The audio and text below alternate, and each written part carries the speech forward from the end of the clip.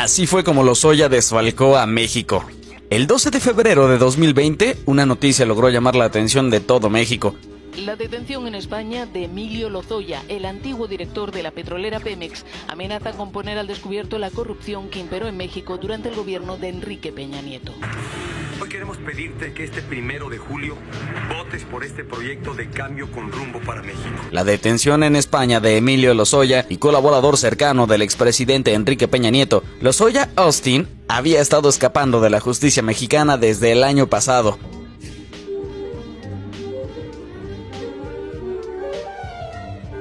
Cuando con la entrada del presidente Andrés Manuel López Obrador comenzó a investigársele de manera más directa por desfalcos contra la paraestatal mexicana y las finanzas del gobierno en general. El exdirector de Pemex fue detenido cerca del lujoso complejo residencial La Zagaleta de Málaga, España, en el que se escondía desde hace meses. De acuerdo con el diario español El País, La Zagaleta es un complejo residencial de lujo y discreción. Es un lugar paradisiaco, en el bosque mediterráneo, frecuentado por millonarios del mundo, con difícil acceso para los que no son habitantes. Una de las normas del lugar es la confidencialidad que deben tener los empleados. El precio de las casas va de los 5 a los 32 millones de euros. La principal investigación contra el ex colaborador de Peña Nieto está relacionada con la compra de Pemex de una planta de fertilizantes agronitrogenados a la empresa Altos Hornos de México, AMSA, por 275 millones de dólares. A partir de la puesta en operación de esta planta,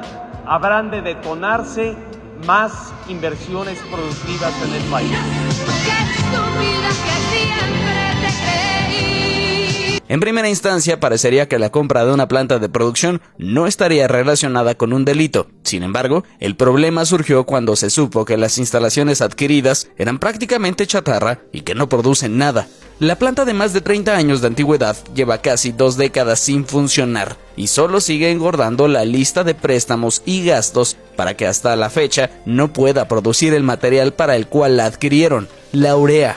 La cuestionada compra entre Pemex y AMSA de la petroquímica agronitrogenados provocó que en 2019 la Unidad de Inteligencia Financiera UIF congelara las cuentas de la siderúrgica y del anterior director de la petrolera Emilio Lozoya. Pero ese no fue el único desfalco realizado por Lozoya. A finales de enero, el actual director de Pemex, Octavio Romero, dio a conocer que durante la gestión de Lozoya, Pemex adquirió 51% de las acciones del astillero español Hijos de J. Barreras, pese a que estaba por declararse en quiebra. La compra realizada el 26 de noviembre de 2013 fue por un monto de 5.1 millones de euros. Sin embargo, Romero acusó que tras la transacción, Pemex no se hizo cargo del astillero ubicado en Vigo, al noroeste del país europeo. En 6 años, el negocio que adquirió la administración de Lozoya ha generado pérdidas por 50 millones de euros, por lo que Pemex presentó una denuncia ante la Fiscalía General de la República en septiembre pasado por el posible delito de administración fraudulenta.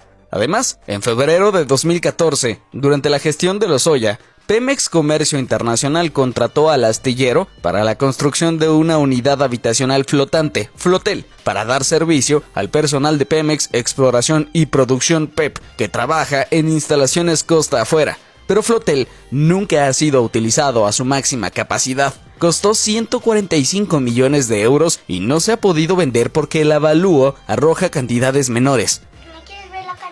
La Auditoría Superior de la Federación reveló que en el 2015, el entonces director de Pemex, Emilio Lozoya, hizo uso personal de un helicóptero Eurocopter S-145 para más de 700 traslados del lujoso edificio residencial Torre Arcos, en Bosques de las Lomas de la Ciudad de México, y de la Torre Can en Polanco, a diversos puntos elegidos por Lozoya, como Teotihuacán o Cuernavaca. Considerando que el costo total por el uso y operación del helicóptero fue de 9.800.000 pesos, entre los 727 traslados realizados, se determinó que el costo promedio por traslado fue de 13.500 pesos.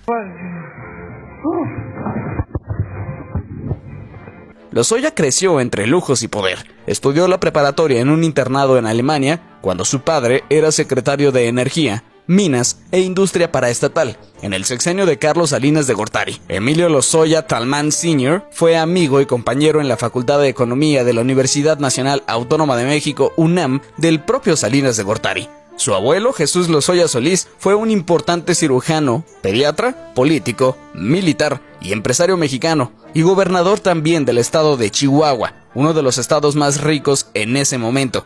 Lozoya estudió 2 carreras, Derecho en la UNAM y Economía en el Instituto Tecnológico Autónomo de México, ITAM.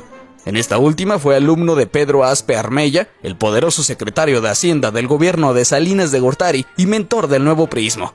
De la mano de Aspe, Lozoya consolidó nuevas relaciones con personajes como Luis Videgaray, quien años después lo llevaría al gobierno de Peña Nieto. La relación de trabajo con Peña Nieto inició cuando llegó a la campaña del entonces candidato presidencial como coordinador de vinculación internacional, es decir, era la conexión con líderes mundiales, gobiernos, empresas y medios de comunicación. Con un manejo impecable en inglés y alemán, muchos decían que sería el próximo secretario de Relaciones Exteriores, pero Peña Nieto le cumplió lo que le había pedido, la dirección general de Pemex.